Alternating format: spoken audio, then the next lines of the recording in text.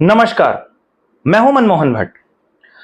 मैं दो मुहावरे आपके सामने प्रस्तुत करना चाहता हूं अपनी स्टोरी को आपके सामने प्रस्तुत करने से पहले, और आप ही मुझे यह बताइएगा कि ये दोनों मुहावरों में से कौन सा मुहावरा ज्यादा फिट इस स्टोरी पर बैठता है। एक मुहावरा तो यह है कि जब सैया भय कोतवाल तो डर काहे का, और दूसरा मुहावरा यह है कि अंधा बांटे रेवड़ी अपने अपनों को दे। वास्तव में उत्तराखंड के पर्यटन मंत्री सतपाल महाराज थोड़ा सा विवादों में घिरे हैं।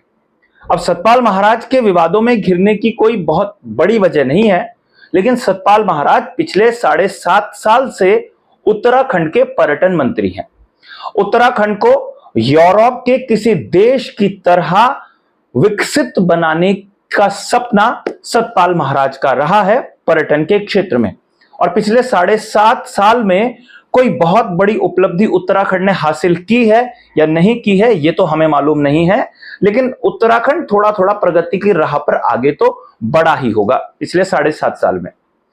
लेकिन फिर भी कुछ ऐसी गुंजाइश है जिसमें उत्तराखंड को बहुत कुछ करने की जरूरत है, और सतपाल महाराज ने बतौर पर्यटन मंत्री यही सोचा कि अब टिहरी झील के विकास का समय है, क्योंकि जो पर्यटक जिस तरीके का एडवेंचर टूरिज्म ऋषिकेश में है और वहां से 2-2.5 घंटे की दूरी पर अगर कोई टिहरी झील में क्रूज बोटिंग का मजा लेना चाहे तो उसे विकसित किया जा सकता है।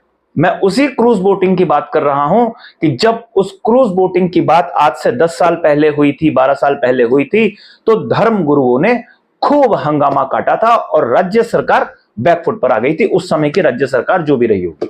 अब सतपाल महाराज खुद पर्यटन मंत्री हैं और सतपाल महाराज धर्म गुरु की हैसियत से भी पूरे देश भर में जाने जाते हैं। ना सिर्फ उत्तराखंड में उनका एक अस्तित्व है, उनकी एक साख है, बल्कि देश के अलग अलग हिस्सों में उनके अनुयायी मौजूद हैं, और कई विदेशी कई अनुयायी उनके विदेशों में भी हैं जहां जहां हिंदू संस्कृति है।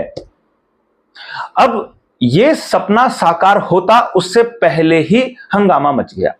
वास्तव में एप्लीकेशन मंगाई गई, आवेदन मांगे गए कि क्रूज बोट का संचालन होना है, और पूरे देश भर से 25 लोगों ने अपनी अपनी एप्लीकेशन लगा दी।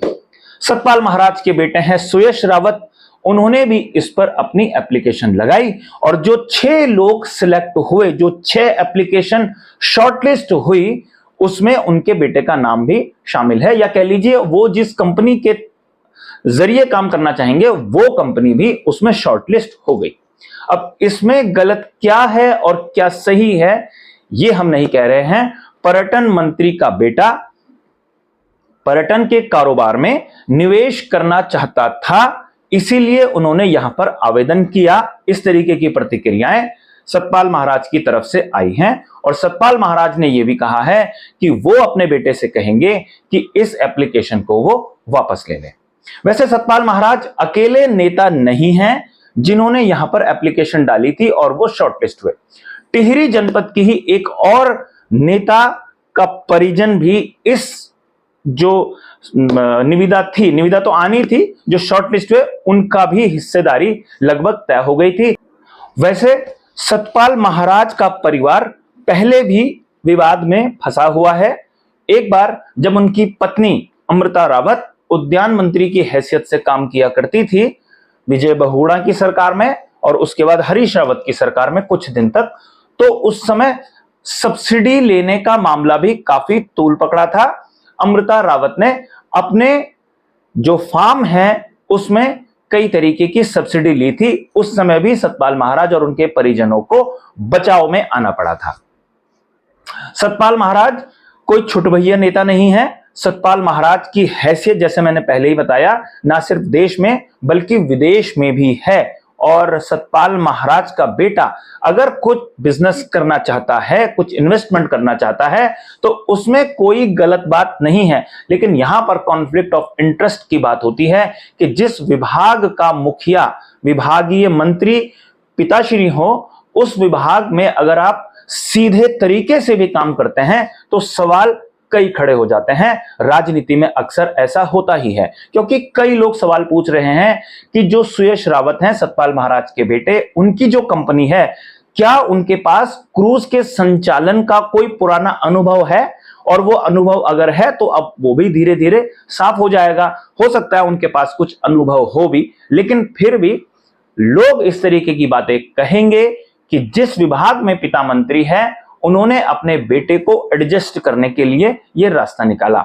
वैसे सतपाल महाराज के परिजनों को एडजस्ट होने की कोई चिंता नहीं है, क्योंकि वो मध्यम वर्गीय परिवारों से ऊपर के परिवार हैं, जहां पर उनके करोड़ों अनुयायी हैं और उनके कई प्रकार के आय के स्रोत हैं। ऐसे में 6-7 करोड़ रुपए का इन्वेस्टमेंट करना उनके लिए कोई बहुत बड़ी बात नहीं थी। लेकिन बात वहीं पर आकर उठ जाती है कि अगर इन्वेस्टमेंट करना है, कोई काम करना है, तो पर्यटन विभाग में ही क्यों किया जाए। सतपाल महाराज को भी अपनी उपलब्धि अब बतानी चाहिए कि पिछले 7.5 साल में उन्होंने क्रूज का संचालन क्यों शुरू नहीं करवाया, और जो पिछली सरकारों के काम थे टिहरी झील में ही, उन कामों का क्या हुआ, क्योंकि पिछली सरकार में भी कुछ क्रूज के संचालन शुरू हो गए थे और उसके बाद वहां की गतिविधियों में कोई बढ़ोतरी देखने को नहीं मिली। वैसे कुछ लोगों का यह भी कहना है कि पर्दे के पीछे से कई मंत्री और कई रसूखदार राजनीतिक व्यक्तियों की